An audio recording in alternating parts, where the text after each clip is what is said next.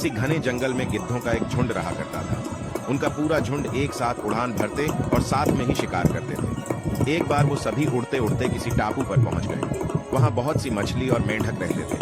उनके खाने पीने और रहने की सारी सुविधाएं उस टापू पर मौजूद थी। सभी बिना किसी मेहनत के भरपेट भोजन करते और उस टापू पर जीवन जीने लगे। उसी झुंड में एक बूढ़ा गिद्ध भी रहता था। उसे अपने साथियों की आलस भरी दशा देखकर चिंता होने लगी। उसने कई बार गिद्धों को चेतावनी दी कि मित्रों, हमें फिर से शिकार के लिए उड़ान भरनी चाहिए ताकि हम अपना शिकार करने की कला को मजबूत बनाए रख सकें। अगर ऐसे ही आलस करेंगे तो एक दिन हम शिकार करना तक भूल जाएंगे।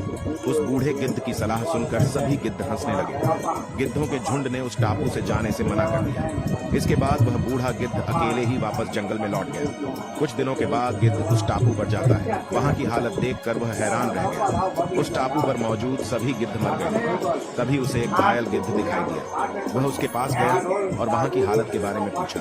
उसने बताया कि कुछ दिन पहले इस टापू पर चीतों का एक झुंड आया था, जिन्होंने सभी गिद्धों को मार दिया। हम लोग बहुत समय से ऊंचा उड़े नहीं थे, तो हम अपनी जान भी नहीं बचा सके। हमारे पंजों में उनसे मुकाबला करने की क्षमता भी कम हो गई थी। उस घायल गिद्ध की बात सुनकर बूढ़े गिद्ध को बहुत दुख हुआ। कहानी से सीख, हमें हर हाल में अपनी शक्ति और अधिकारों की रक्षा करनी चाहिए। अगर आलस की वजह से अपना कर्तव्य करना छोड़ देंगे